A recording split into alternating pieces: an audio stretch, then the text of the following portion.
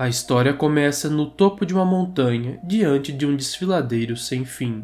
O céu se rasga em vermelho grotesco, como se o mundo estivesse sangrando. Acima da cabeça de 3 aventureiros, uma massa colossal de energia pulsa, viva e furiosa, ameaçando engolir tudo. Este é o poder bruto da destruição. No meio daquele caos, o herói finalmente quebra o silêncio e diz: "Pessoal, me desculpem, eu fui fraco."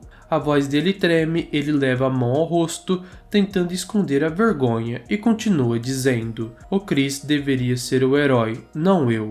Chris, sentado a poucos passos dali, observa em silêncio. O olhar dele carrega pena, mas também uma pontada de frustração contida. Ele não diz nada, não ainda. A maga do grupo, uma mulher de olhos cansados e expressão quebrada, se aproxima do herói.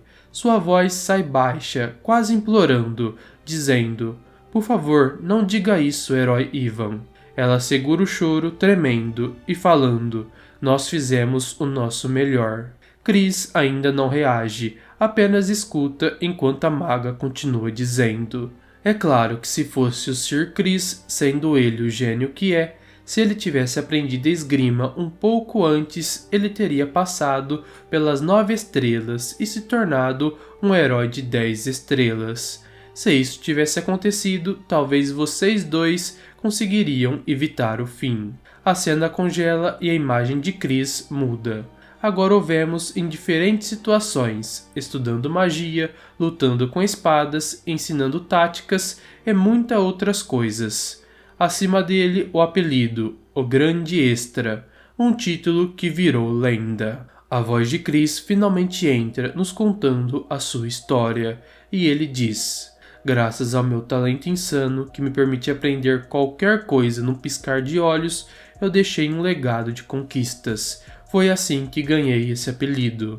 E então tudo volta para o início. Chris aparece carregando feno, suando, fazendo serviço braçal num canto esquecido do Império. Então ele nos diz: "A jornada desse grande extra começou quando eu tinha 20 anos. Tinha acabado de escapar do meu maldito clã e sonhava com sucesso, trabalhando nas docas." De repente, ele vira a cabeça, um som aterrador corta o céu. Um cavalo coberto por uma armadura de prata voa com um ser demoníaco sobre ele. Atrás, uma legião de monstros e dragões. Era o Rei Demônio da Carnificina. E essa era a invasão do Império Mágico pelo Rei Demônio, nomeada de a Era da Destruição. O caos se instala, há pôsteres de recrutamento espalhados, multidões em pânico. Chris se aproxima de um quadro de avisos com os olhos focados em uma mensagem: recrutamento para o grupo que viajará com o herói.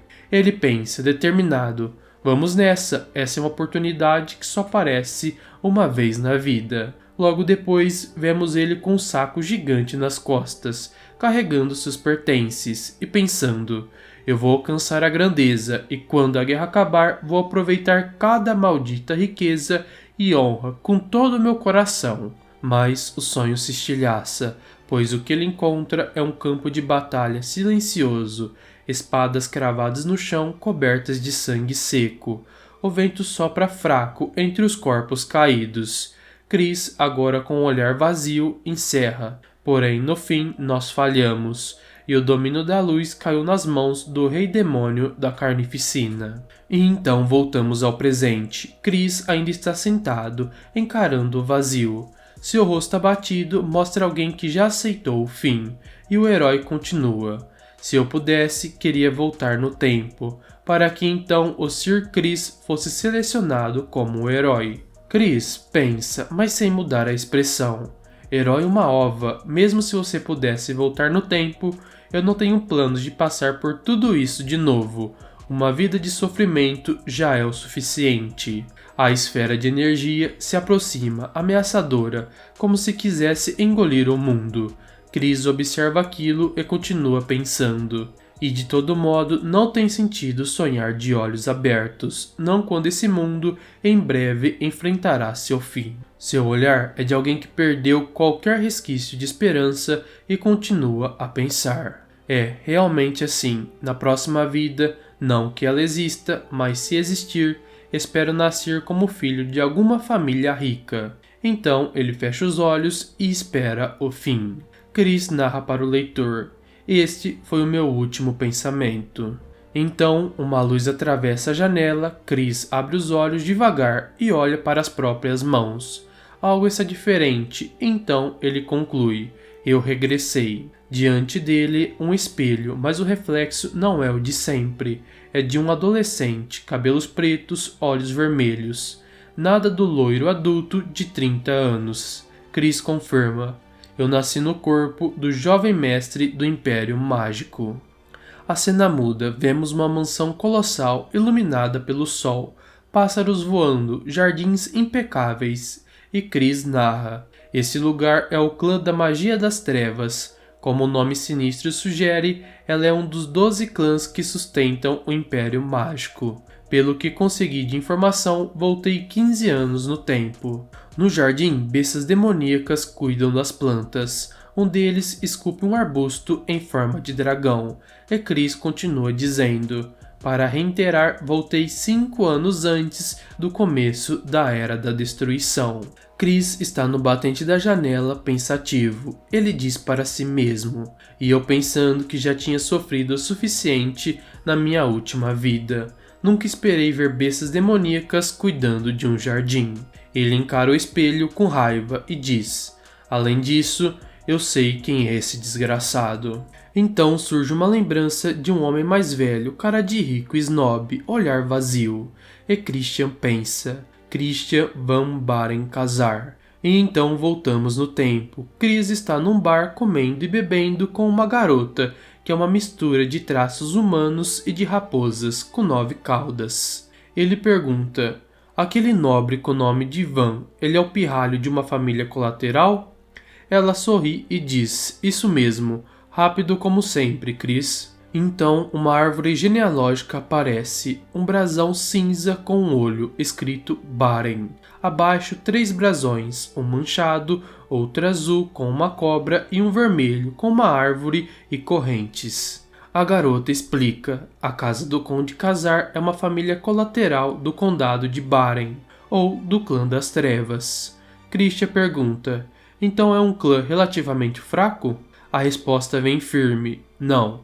Mesmo que seja uma família colateral, ela tem uma boa posição dentro do clã da magia das trevas. Sem falar do quão rico eles são, eu duvido que você encontre alguém do Império Mágico que não conheça eles. Então vemos um flashback do Christian bebendo sem parar, agredindo empregados, e a garota continua dizendo: eu vi que eles têm 2 sucessores em potencial, mas o mais velho dos filhos, Christian, é um verdadeiro desgraçado entre os desgraçados.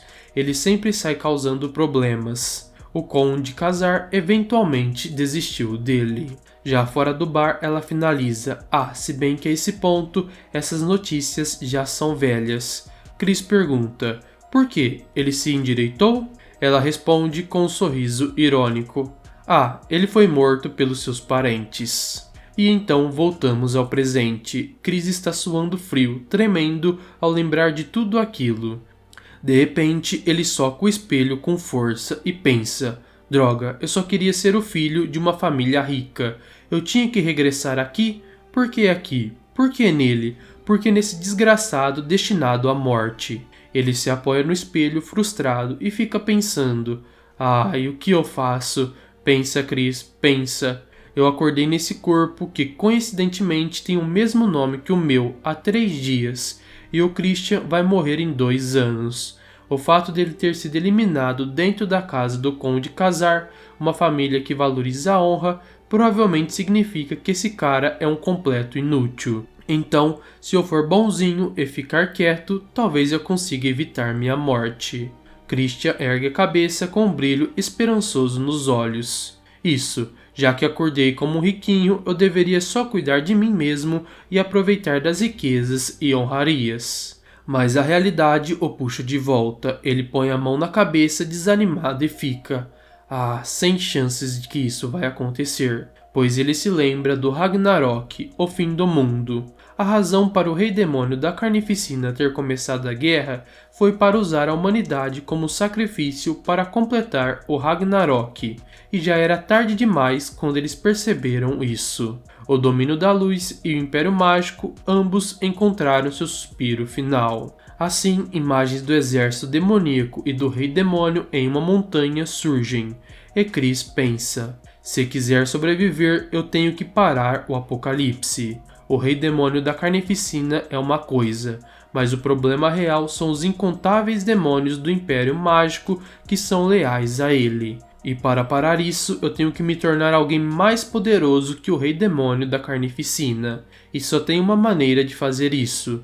Eu tenho que me tornar o Imperador Demoníaco e ser o pináculo do Império Mágico. Eu ganhei 5 anos antes da Era da Destruição começar. Se eu tiver uma chance e tiver sucesso, essa mansão, não, o Império Mágico inteiro será meu. Mas as horas passam e a dura realidade bate. Chris está ajoelhado diante do Patriarca. O homem esmurra a mesa com raiva e diz: eu tenho certeza que falei para você ficar no seu quarto, dando as caras depois de causar aquele incidente há não muito tempo? Você não tem vergonha? Se sair da linha mais uma vez, eu pessoalmente vou cortar a sua cabeça. O suor escorre pela testa de Chris, a áurea do Conde Khazar é sufocante, mas ele respira fundo e fala: eu vim aqui para me desculpar por todos os erros que eu cometi até agora. Ele pensa: se eu quiser ir adiante com meu plano, eu preciso acabar com essa imagem de inútil que o Christian tem. O Patriarca, ainda furioso, estranha e diz: o quê? Christian continua: estou profundamente arrependido do que fiz.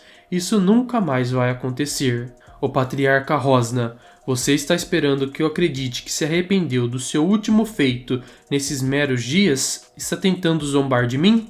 Christian desvia o olhar suando frio e se pergunta: qual foi a merda que ele fez antes de regressar? Ele ouviu tantas histórias que nem sabe qual é esta. Então ele abaixa a cabeça e diz: a minha culpa por fazer você perder a esperança em mim também recai sobre mim.